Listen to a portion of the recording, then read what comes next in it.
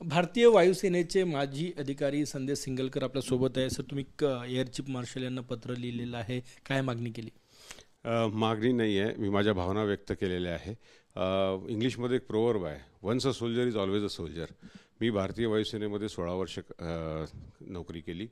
कारगिल युद्धामध्ये सहभागी होतो आणि कारगिल युद्धामध्ये ज्या सिस्टमवर काम केलं तो इग्ला मिसाईल सिस्टम आहे, रशियन मिसाईल आहे आणि मला वाटते की ते अतिशय कारगर सिस्टम आहे.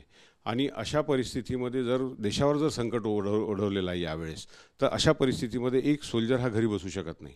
त्यामुळे मला वाटलं की मी सीमेवर जाऊन या देशाचं रक्षण केलं पाहिजे. या भावनेतून मी आमचे जे एअर चीफ मार्शल आहेत त्यांना पत्र लिहिलेलं आहे आणि त्यांना म्हटलं की मला वेळ पडली तर मला 100% तुम्ही बॉर्डरवर बोलवा, मी यायला तयार आहे आणि माझ्या एक्सपर्टीज मी त्याला द्यायला तयार आहे.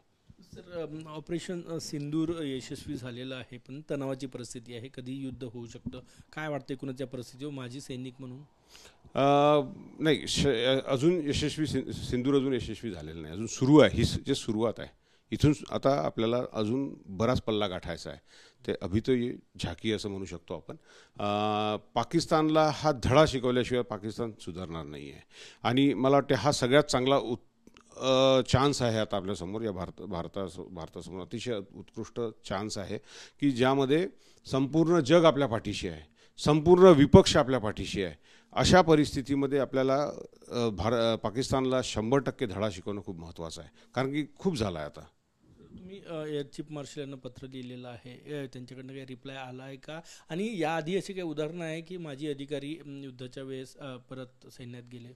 जनरली भारतीय वायुसेनेमधून कोणत्याही सेनेमधून रिटायर्ड व्हायचं वय आहे 58 वर्ष आणि 20 वर्षाची कमीत कमी नोकरी करावं लागते आणि काही लोक 15मध्ये सोडतात, काही लोक 5मध्ये सोडतात. म्हणजे जे शॉर्ट सर्व्हिस कमिशनवाले असतात ते 5मध्ये सोडतात. मी 16 वर्ष नोकरी केली आणि त्यानंतर सोडलेलं आहे. त्याच्यानंतर ज्या दिवशी आपण रिटायरमेंट घेतो त्याच्यानंतर आपल्याला 2 वर्ष रिझर्वमध्ये ठेवण्यात येतं आणि 2 वर्षामध्ये ज्या कालावधीमध्ये समजा देशावर काही संकट ओढवली तर अशा परिस्थितीमध्ये आपल्याला परत रिकॉल करण्यात येतं. ही एक पद्धत आहे. परंतु मी सोडून बरेच वर्ष झालेले आहे आणि तरी मला वाटलं की माझ्या भावना मी व्यक्त केल्या पाहिजे, मला चान्स मिळाला पाहिजे परत. मग मी ज्या कारगिल युद्धामध्ये मी ज्या ठिकाणी काम केलं त्या ठिकाणी मी परत जाऊन काम केलं पाहिजे आणि ज्या सिस्टमवर काम केलेलं आहे ते सिस्टम अतिशय कारगर सिस्टम आहे. मिसाईल सिस्टम जे आहे, रशियन मिसाईल, तर अतिशय कारगर सिस्टम आहे. तर मला माझा जो अनुभव आहे आणि माझी जी एक्सपर्टीज आहे हे कुठंतरी वापरल्या गेली पाहिजे, म्हणून या उद्देशाने मी त्यांना पत्र लिहिलं आहे. आणि तसंही मी जर समजा आज सेनेतून रिटायरमेंट घेतली नसती तर मी आजही सेनेमध्ये नोकरी करत राहिलो असतो, कारण वयाचं 58व्या वर्षी आपण रिटायर्ड होतो. मी अजूनही त्या वयापर्यंत पोहोचलेलं नाही आहे, तरी मला वाटत आहे मी फिजिकली फिट आहे. मी 100% देशाच्या रक्षणासाठी लढलो पाहिजे. खूप धन्यवाद. कॅमेरामॅन सचिन सायमसह गजानन उमाटे, TV9 मराठी, नागपूर.